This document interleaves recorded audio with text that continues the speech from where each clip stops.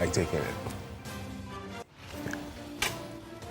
Well, live from our studios here, number 35, John Hammond Street. Good evening. Thank you so much for joining us on News 360. I'm Noble Crosby Annett. And I'm Grace Hamwajiman. Coming up tonight. By Flamingo Paint, Pepsodent Charcoal and Pepsodent Herbal. Investigations underway into viral videos showing a violent confrontation and shooting of suspected illegal miners in the Ashanti South region.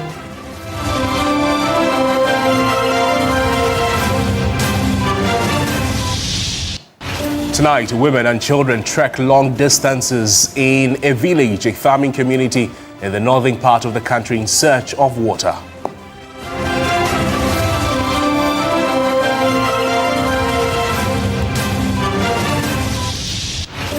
Later in the bulletin, we tell you why cervical cancer still remains the leading cause of death among women in Ghana.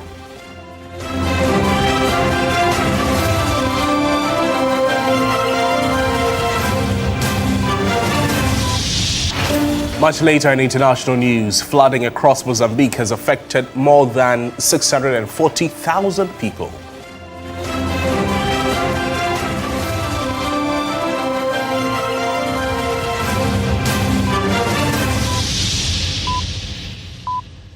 Thank you so much for joining us. We're live also on all our social media platforms at TV3 Ghana. Let's get interactive there and start the bulletin from here. Right, let's begin with issues of illegal mining because investigations are underway into a viral video showing a violent confrontation between some police officers and suspected illegal miners in the Ashanti region.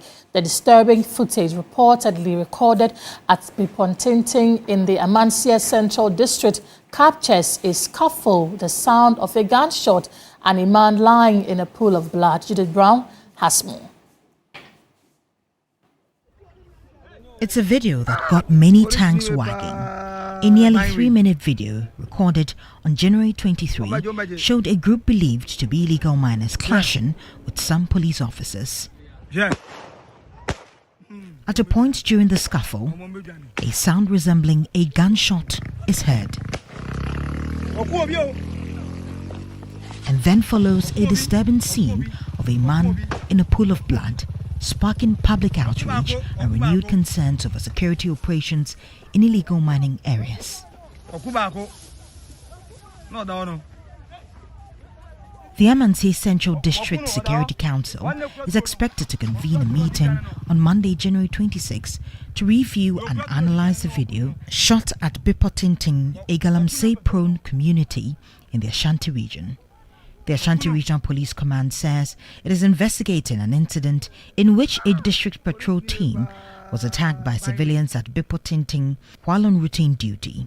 Deputy Regional Commander for the Ashanti South Police Command, ACP Cephas Arthur, narrated the circumstances surrounding the incident. In the course of trying to disable him and take possession of the weapon back, he fell. And you see, we cannot allow such a lethal weapon in the hands of somebody who is not trained to use it, somebody who can be described as a criminal, because you cannot snatch the assault rifle of a police officer, a security officer, and decide to run away. It is not going to be detrimental to the bigger public of Ghana. According to him, the intention of the police was not to shoot to kill, but rather to disable the suspect. The person who was running away, who was bolting with a police assault rifle, was aimed to disable him and demobilize him so that we could retrieve our weapon and arrest the person and bring him to book. So the intention was not to shoot to kill him. He further indicated that investigations are ongoing to establish the full truth behind the viral video. The police did shoot, but as to whose bullet caught the suspect, we shall establish the veracity of it after the investigation. Fraud prevention expert and security consultant Richard Kumado has also condemned attacks on the police service, explaining that the response by the officers followed established police operational protocols. At the point when the other guy gave a warning shot, I think my brothers who engaged the police officers were not watching. Once they issued a warning shot, what it means is that we are ready to use our weapon, and you better stop what you are doing. Right. If you disengage a police officer and you take their weapon away, and you even attack them in a manner that warrants that you have come with an offensive behavior and you have the capacity to maim them, they have two options.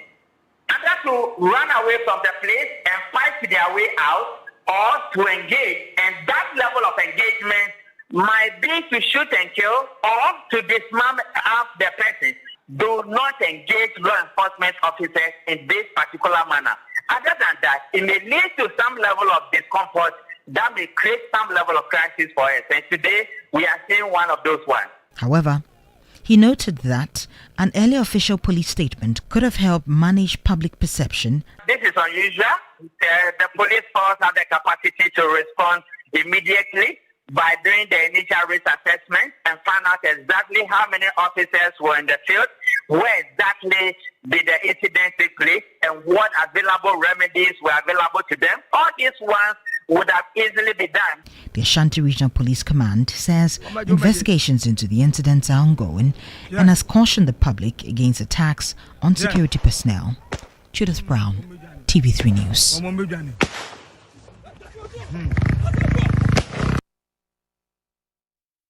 And on the back of this, the Ashanti Regional Minister, Dr. Frank Amakohene, has described the confrontation as unfortunate and avoidable. In a statement issued in the early hours of January 25, he extended his condolences to the bereaved family and expressed sympathy to all those affected, wishing the injured a speedy recovery. Dr. Amakohene urged all citizens to cooperate fully with law enforcement officers and to obey lawful orders at all times. And he cautioned the public against confronting the police or engaging in actions that threaten public safety, referencing videos currently circulating on social media. The minister also commended the Ghana Police Service for their continued efforts in maintaining law and order and reaffirmed government's commitment to supporting the police and other security agencies in protecting lives, property and public peace. He noted that investigations into the incident are ongoing and assured the public that the matter will be pursued to its logical conclusion, with everyone found to have acted unlawfully facing the full rigors of the law. He has appealed to community leaders, youth groups and other stakeholders to help restore calm and ensure that lawful processes are respected.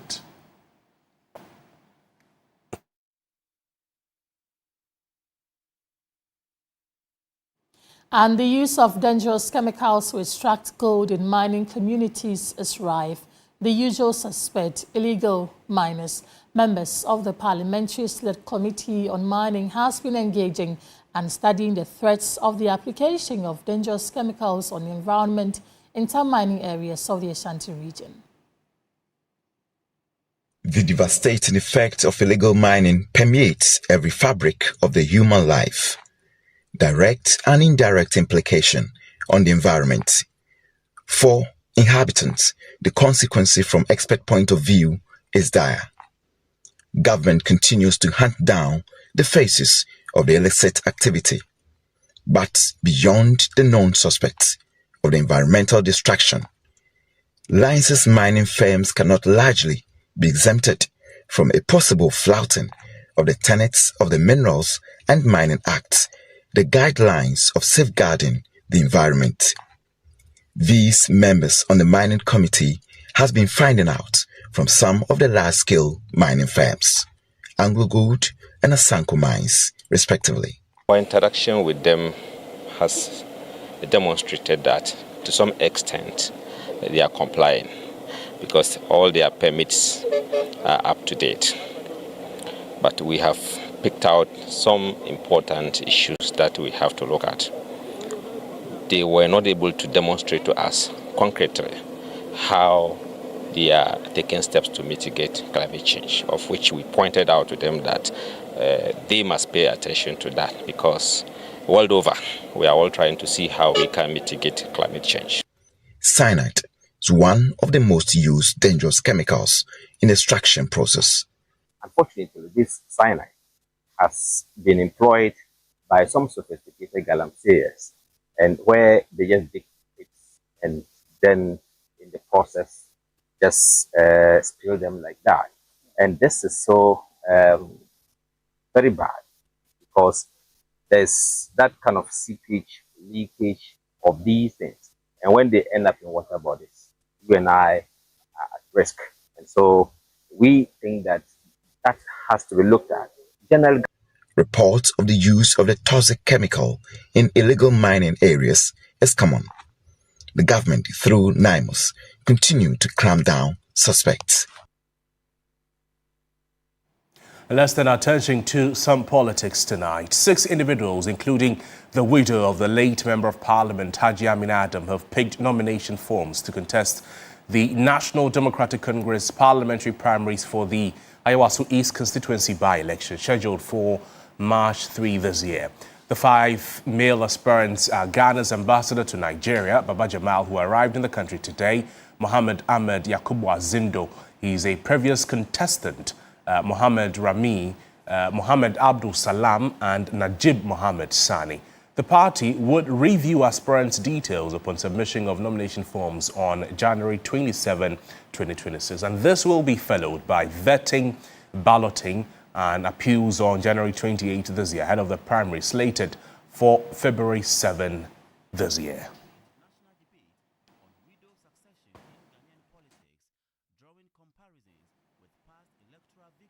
Let's have a conversation on this and speak with the Acting Director of Elections of the NDC, Rashid Tanko Computer. Rashid, thank you for joining us. Good evening to you. It appears to be a keenly contested election, but as of today, as of close of day today, confirm how many interested persons have picked nomination forms. Very well. My brother, let me say good evening to you and your cherished viewers across the globe. At the close of picking of nomination yesterday, as you rightly indicated, 6 persons picked nomination forms to file for the contest. Indeed, that is just the first step, picking of nomination. I mean, they will go and assess themselves. When they assess themselves and they think that they will proceed with the process, then on Tuesday, 27th, they will come and submit their nominations. So it is only when they submit their nominations then that we can say that 3 people have actually gone into the contest. For now, they've just picked nomination. Somebody can pick nomination, decide not to come back. But let's wait and see. I'm expecting a very keen contest. Looking at the caliber of persons who have picked nominations, that tells you the interest they have in the Ayawaso East constituency. And we are, as a political party, we are happy with that. And then my next question about the level of interest. What does it say about the constituency and the NDC's chances of retaining the seat? Very well. This one is telling the good people of Ghana that the NDC is doing something fantastic.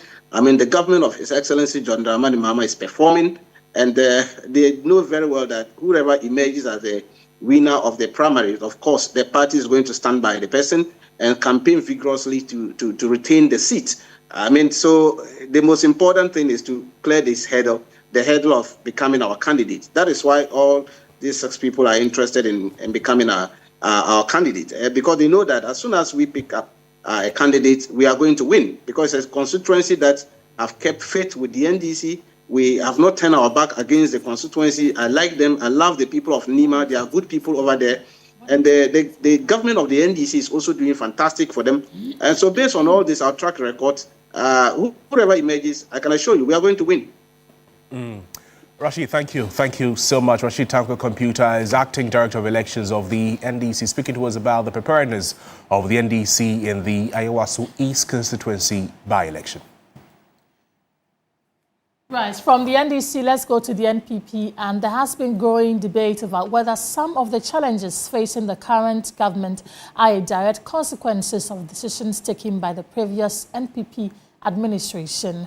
In response to comments from party members and leaders linking present difficulties to the NPP's time in office, former Speaker of Parliament, Professor Michael Kwe, reflects on accountability, lessons learned, and the need for internal reflection within the party. Interpret a lot of comments from people both members and leaders that whatever it is that we are seeing in the current government is because of what the MPP did before they lost power? Basically, we accept certain problems. We accept that certain decisions were not right. We accept that certain actions and inactions should be done differently so that when we are in power again, we'll better serve the people. And those internal admissions are very, very important. If you don't accept your wrong, you cannot improve upon your performance in the future. And away from that, cervical cancer remains one of the leading causes of death among women in Ghana. Yet fewer than 5% of women have ever been screened. With limited treatment facilities, many lives continue to be lost. Beatrice Sowa has the rest of the story. And I met a few people that we lost along the way. Cervical cancer is preventable.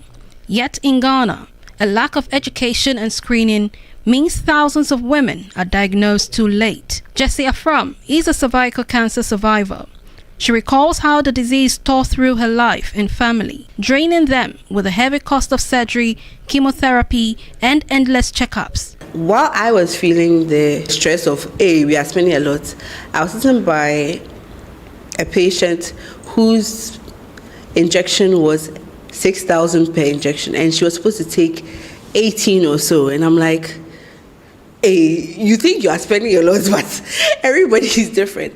Even the pap smear can be very expensive depending on where you take it. Biopsy is expensive, the treatments are expensive, the surgery, it's financially, especially if it's out of pocket, you will feel it. She speaks of broken equipment at the Komfo-Anokye Teaching Hospital, forcing women to travel long distances to Accra for treatment. Komfo-Anokye wasn't functioning, so everybody was coming down to Korle Bu.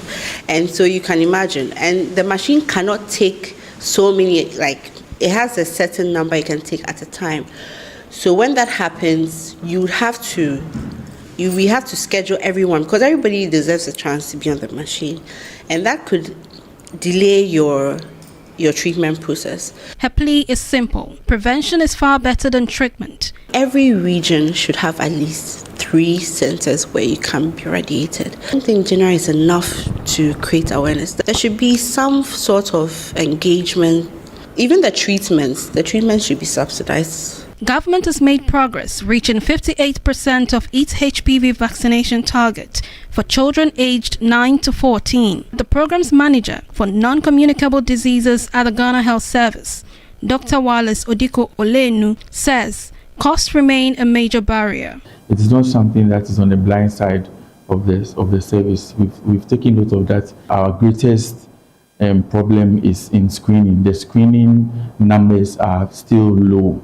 We have less than 4% of eligible women who have ever screened for cervical cancer in Ghana. Our treatment capacity is also limited to big institutions like Komfo-Anokye and Korle Bu Teaching Hospital, so which makes the referral a bottleneck referral, because then if these are the only institutions offering radiotherapy and cancer treatment services, you can imagine how they will be overbooked and overstretched. Specialist obstetrician and gynecologist at the Korle Bu Teaching Hospital, Dr. James Nikoi Nikwe, calls for urgent action. Maybe we haven't done enough to let people know about cervical cancer. Most times when you've spoken to people, most people feel that it's something that's a bit far from them.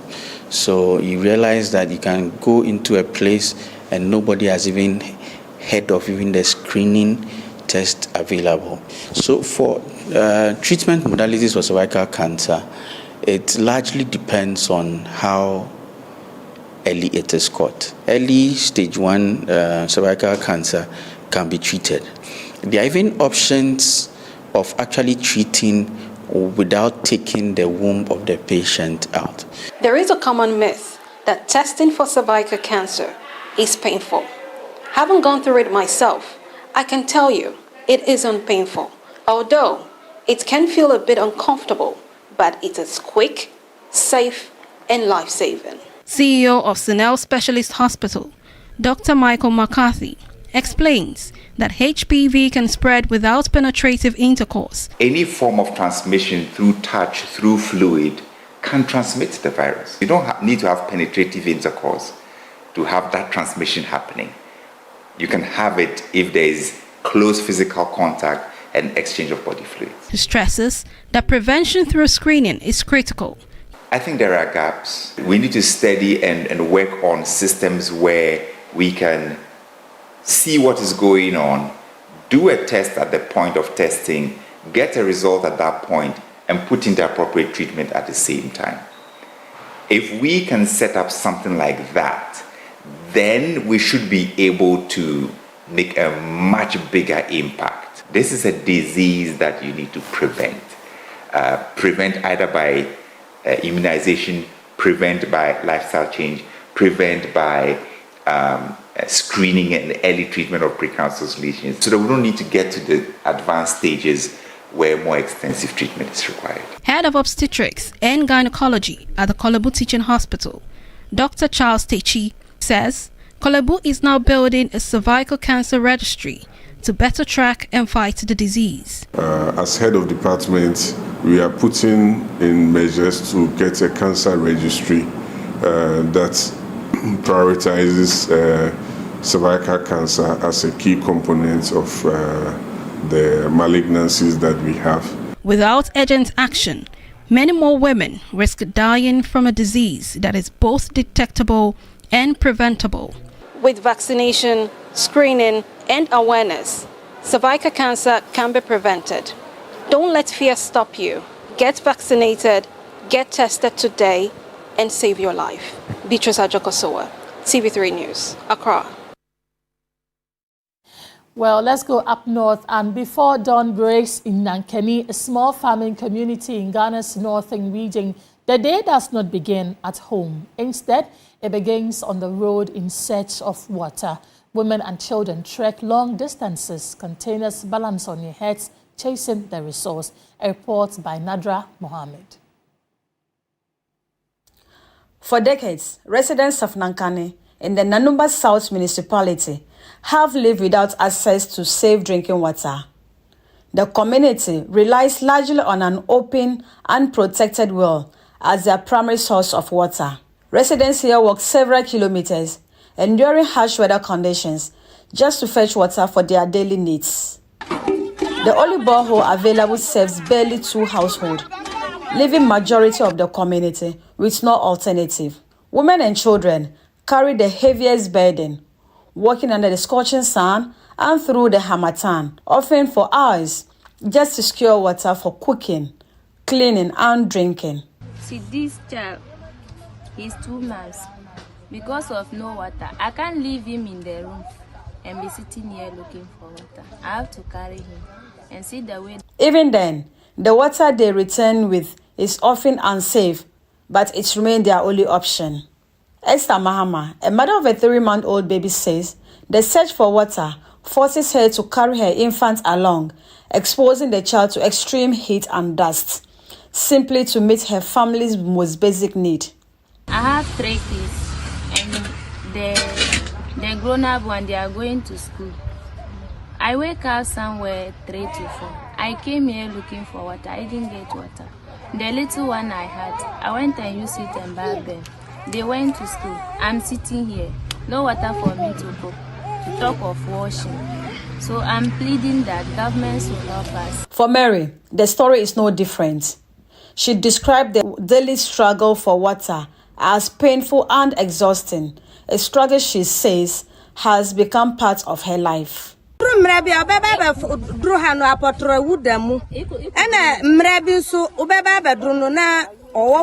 times, we get here and find dead animals in the water. So the water we drink is not good for our health. We mostly get sicknesses like diarrhea, malaria, typhoid, so it's not good for our health. The water crisis has also robbed women of productive eyes. A youth leader, Abdul Aziz, explained that the long hours spent searching for water leaves little time or energy for farming and other income-generating activities. It's a concern that has been there for the past 20 or more years. And as a community, we've been working around the clock to see how we can fix it. You know, where they are fetching the water is far away from the community. And it is not even accessible. So passing through the community to reach that place is very difficult. The health impact is evident at the Wulensi Government Hospital. In a week or in a month, you will definitely have people from those communities coming with diarrhea-related conditions. So this particular two conditions are actually what we experience. But with the cholera, we know that cholera is out of the season for now. For the people of Nankani, water is not just a basic necessity, it is a daily battle. Quite a disturbing development there. Now, teachers and pupils of Malando Biggsy School in the Pandai district can now heave a sigh of relief following an intervention by the district assembly to rehabilitate the roof of their classroom block. Stalin Iblo reports that until recently, teachers and pupils had to study under a crowded makeshift pavilion, a situation that disrupted effective teaching and learning. The Malando Primary School provides formal education to pupils from 4 adjoining communities. Educational infrastructure has remained a major challenge years after the establishment of the school. The former MP, Matthew Nyindam, initiated the construction of a befitting classroom block after the pavilion that previously accommodated the school could no longer serve its purpose. Though the project was not fully completed, it was roofed and opened for use after an earlier thatch shed collapsed. However, a rainstorm later ripped off the roof, leading to the temporary suspension of academic activities. Most of the school's property was destroyed by the rainwater, as the incident occurred at a time when school was not in session. In late November last year, TV3 visited the school and witnessed the poor conditions under which teaching and learning were taking place. Following that report, the Pandai District Assembly awarded the structure on contract, and the dislodged roofing sheets have now been rehabilitated. Teachers and pupils can now study in a more dignified environment, although windows and doors in the classrooms are yet to be fixed. Pandai District Chief Executive Haruna Abdul Karim spoke about the work done, adding that plans are underway to fix the doors and windows. The windows and then the doors. It is part of the work that we have done with the roofing. When you look at the windows that were there before the school got ripped off, they are wooden windows. And my technical man told me that, or advised me that we should rather use the cement ones, where we have a lot of perforated holes that air can be blowing through that. With that one, it may last as compared to the wooden one. So I sent a mason there to give an estimate, which I've given him the go-ahead to work on it. However, the school has no office space. The head teacher has been compelled to convert his office into a classroom due to inadequate infrastructure. Despite the facelift the school has received after TV3's report, teachers say more interventions are needed to address persistent water and furniture challenges. Each class contains about 2 classes or 3 classes. And when you look at the furniture, some of them even sit on the floor. Though they have roofed the classroom for us, we are paying for the furniture. And then even more to the our office, we have no office tables and chairs. When teachers come to school, we have to find a way to sit down. We don't have furniture and for the staff, and even where to store our books is something we have a problem with. Malando is not the only school in the area in need of improved infrastructure. Uchado and Kachilende primary schools face similar challenges. At Kachilende, the dire situation once forced teachers to engage pupils in raising young mounds on a school farm to generate funds for furniture and rehabilitation. 7 years on, infrastructure at the school has further deteriorated, with classrooms developing cracks and craters.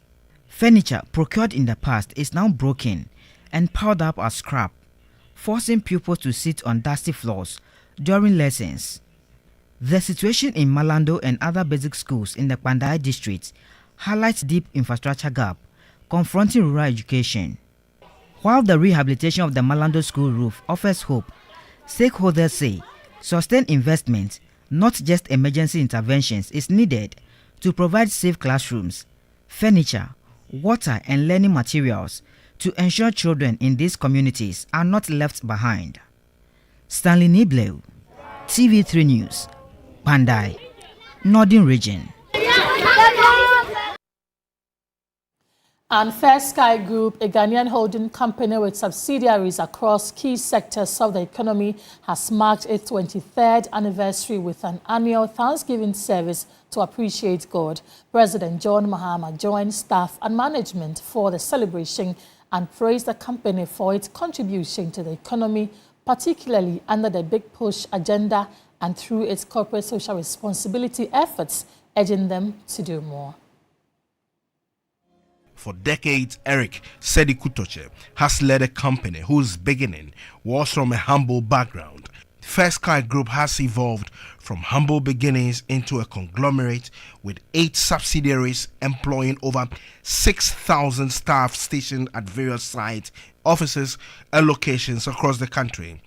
It has donated significant amount of over 51 million cedis on free dialysis and kidney transplant program at the Kolebu Teaching Hospital since its inception in 2016. The poor and vulnerable has benefited from its fully sponsored kidney transplant surgeries for many patients with chronic end-stage kidney diseases. The service came alive with songs of praise as workers gathered to thank God for a successful year, speaking on the stability of the city and the general improvement in the economy over the past year. President John Mahama stressed the importance of supporting strong indigenous companies such as the Fair Sky Group. Always when we talk about economy, we talk about GDP. Our GDP has grown, our GDP has grown. No, we must grow our GMP. And the only way we can grow our GMP is to support indigenous companies like Fair Sky. I cut the sword for the commencement of the Big Push projects. We had pre-qualified all the big companies with capacity. And we're all proud of the work that Fair Sky is doing. I'll be coming on a round of inspections to see the progress of work over the year, and I'm sure that Fair Sky would not disappoint. Founder and Executive Chairman Eric Sedi Kutoche highlighted some key milestones achieved by the company with integrity as its hallmark. Your Excellency, permit me to express on behalf of the Fair Sky Group our deepest appreciation for your leadership and for your vision behind the Big Push. We are grateful that under this vision, the Fair Sky Construction has been entrusted as a partner based on the recognition of capacity and competence. He reaffirmed their commitment to national development and God's work, announcing a soon-to-be inaugurated 50-megawatt solar project in Yendi. We are therefore deeply grateful to Your Excellency and your government for the Mahama Care Initiative. We have now redirected our support towards free kidney transplant services in Ghana. This year's celebration was held under the theme proclaiming the mighty deeds of the Lord.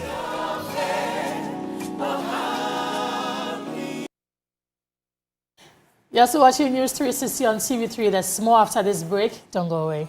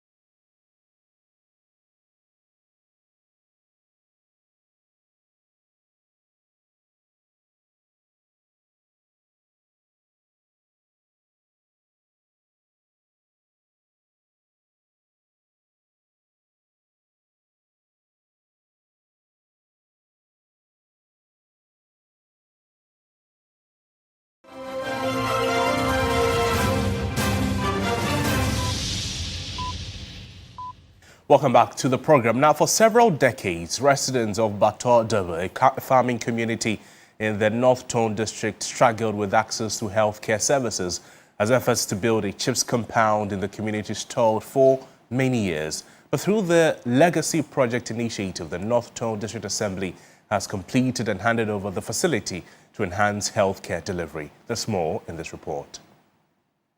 Access to healthcare services was a major headache for residents of Deve, a farming community in the North Tong district for many decades. Even in times of emergency, help was far away since there was no health facility in the community, a situation that affected the overall well-being of residents. It was difficult accessing the hospital whenever we or our children were sick because our roads are not even good. It is even more difficult for pregnant women because the distance from here to the hospital is not a short one, and so sometimes we lose the pregnancy. The very metro area from the district capital is about 2 hours drive from the district capital, where we have a referral facility, the Catholic Hospital Bato.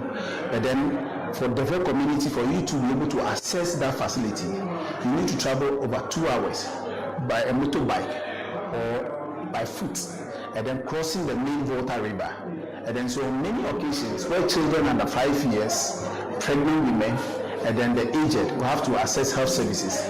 They will have to pass through all those ordeals. And then most of the times, you have a lot of children defaulting immunization services because they are not able to access health services.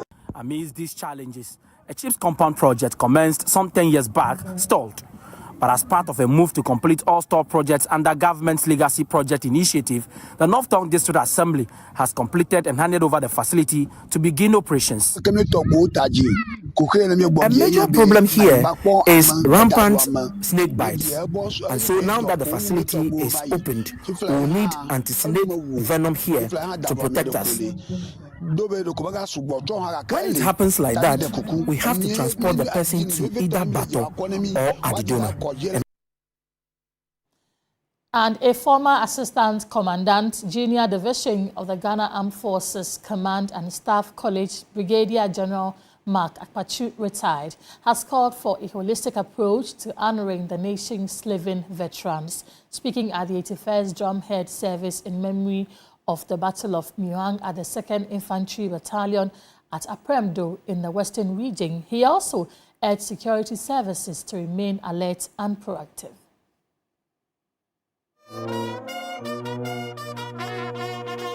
The anniversary of the Battle of Mayong is an annual day of remembrance for the Royal West African Frontier Force.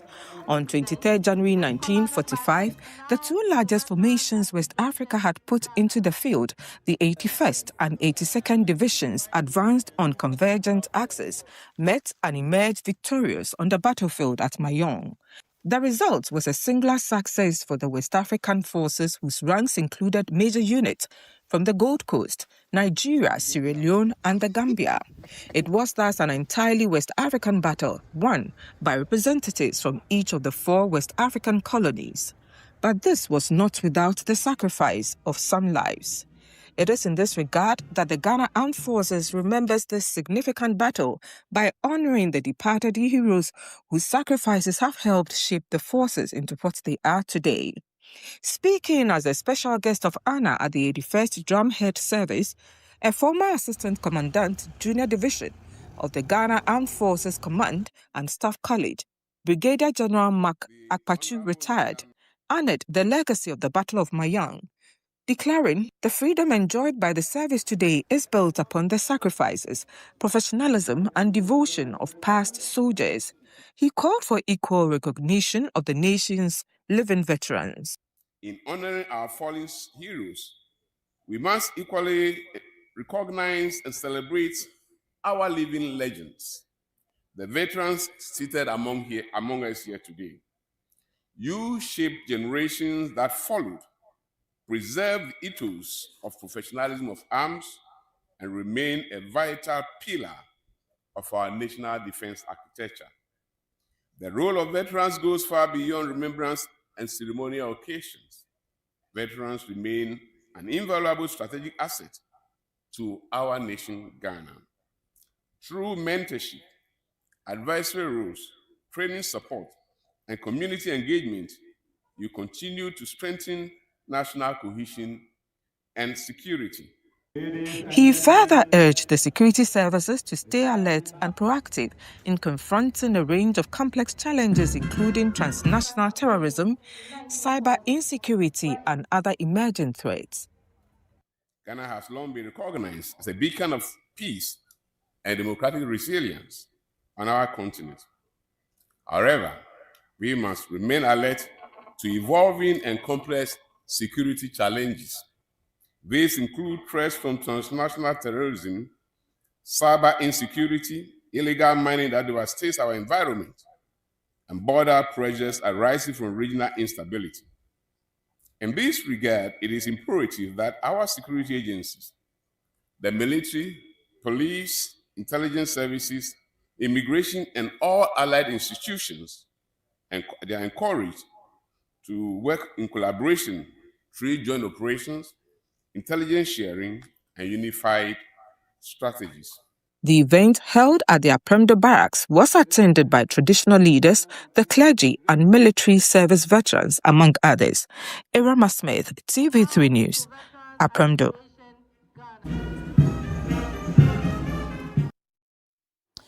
Well, Arsenal fans, including Anyala Alote, are definitely not happy tonight. Well, we have the latest in that when she joins us with sports. Stay with us.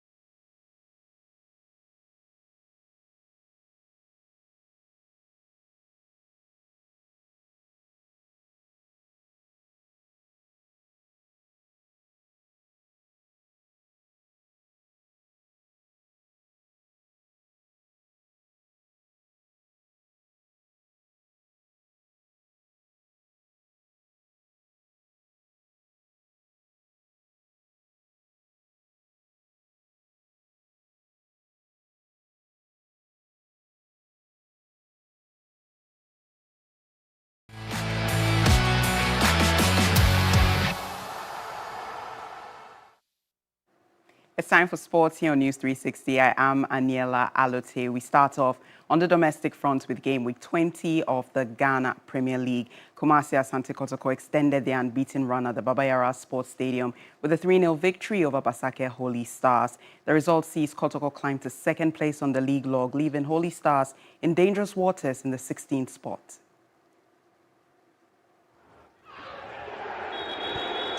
Penalty. Asante Kotoko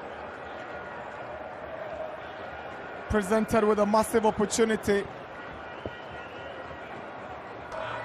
against Prince Asempa. Samba steps forward and Samba scores brilliantly from the spot to earn Kotoko the opening goal here at the Baba Yara Sports Stadium. The captain has led by example. Samba O'Neill scores with a well-taken penalty for Asante Kotoko. He's paid his dues. Crossed by Kote. Donzo misses. Amwa with an overhead kick, and it's a stunner. An absolute beauty on his return to the Baba Yara Stadium. What a goal!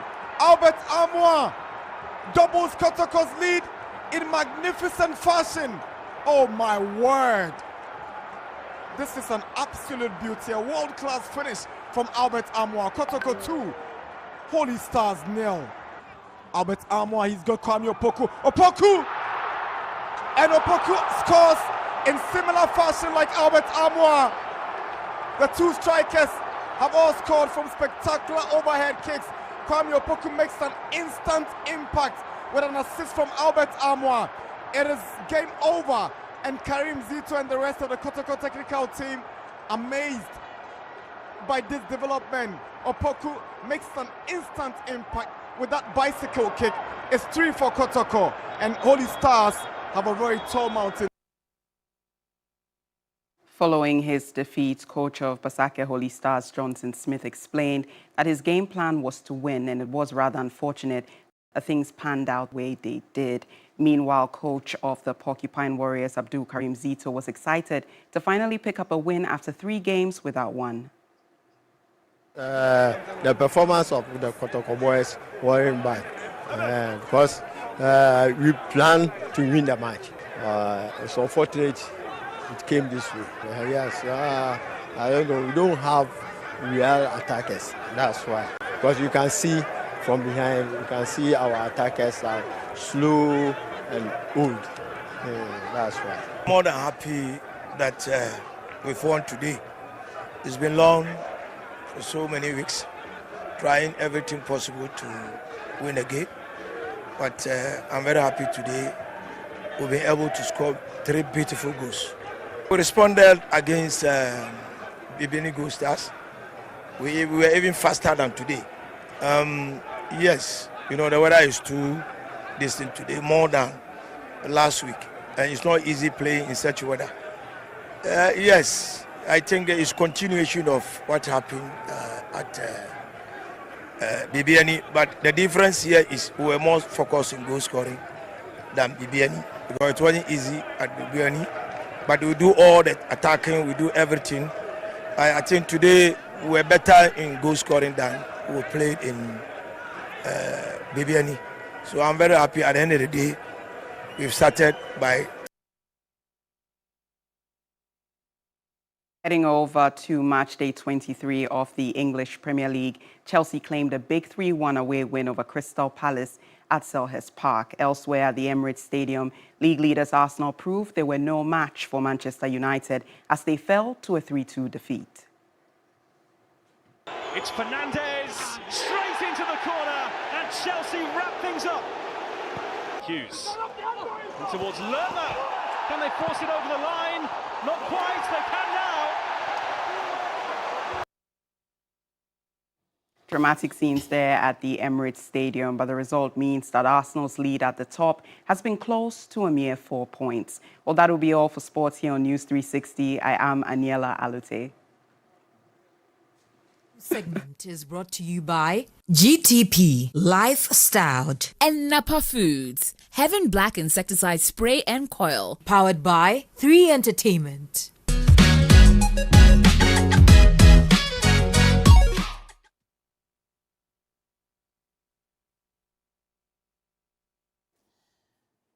Well, this is the night most of you have been waiting for because all is set for the much anticipated grand finale of Mentor, the Breakout Edition. The question is, who wins the 2,000 cash prize, the 80,000 worth of airtime, and of course, the other career-enhancing packages at stake. Right after News 360, poised artists will mount the stage to prove their supremacy and convince viewers and judges why they deserve the bragging right. We now cross over to the National Theatre for more.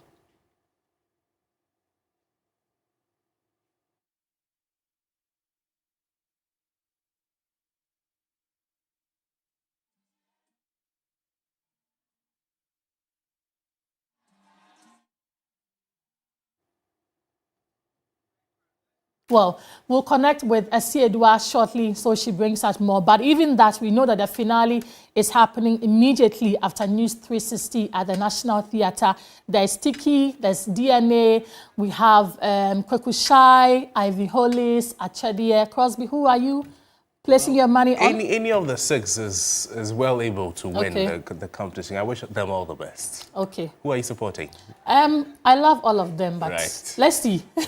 Anyways. Well, okay, let's cross over now to the National Theatre. Siedua, talk to us. What is the mood at the National Theatre? And you can see that the crowd is charged. They are ready to cheer on their favorite to win. Who's winning tonight?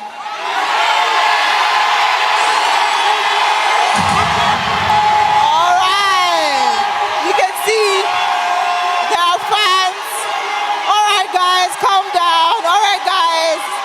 All right, all right, all right. Now, it's been an amazing past few weeks right here on TV3. Sunday after Sunday, we've come your way with amazing performances. And tonight, we get to crown the winner.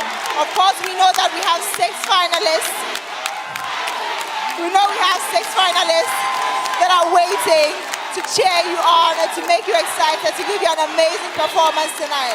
And by the end of today, we get to find out who the winner of Mentor the Breakout Edition is going to be. Well, you can see that they're very much charged up here. Every single person is ready. Joining us on the stage pretty shortly, right after the bulletin, we've got our 6 finalists. We've got Tiki, we've got Ivy Hollis, we've got Achedie, DNA, Kwekushai, and of course, Andy Kwams. Who wins what? Well, we're going to be finding out pretty shortly. And so right after the bulletin, please do make sure you stay tuned on TV3. 8 p.m. sharp, we go live, and it's going to be an amazing time right here. But the people here don't want to keep quiet. They're all excited. And so if you're here to cheer Ivy Hollis, let me hear you make some noise. Okay. Do we have fans of Achedie in the house?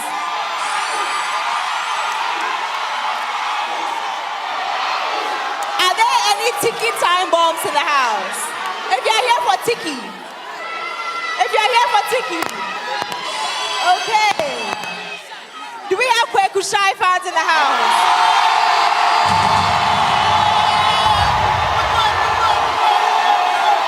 All right. Okay. Okay. Calm down, guys. Calm down, guys. Okay, easy, easy, easy, easy. Okay. Andy Kwams. Andy Kwams. If you're here for Andy Kwams, let me hear you make some noise. Okay, DNA. DNA. Okay. Well, one thing we promise you is that it's going to be an amazing time here tonight. So like I said, right after the bulletin, 8 p.m. sharp, we go live right here at the National Theatre. It's all about the grand finale of TV3 Mentor, the Breakout Edition. My name is Noella. Have a good evening. Well, Crosby, the auditorium is charged, and yes. the contestants are ready. You wish you were there. Yeah, I can go after here. Of course, certainly. Make your way to the National Theatre and enjoy the finale, the grand finale of Mentor, the Breakout Edition. But that's our package for you tonight. My name is Noble Crosby. I'm Grace Hamuajiman. Thank you for joining us. Good evening.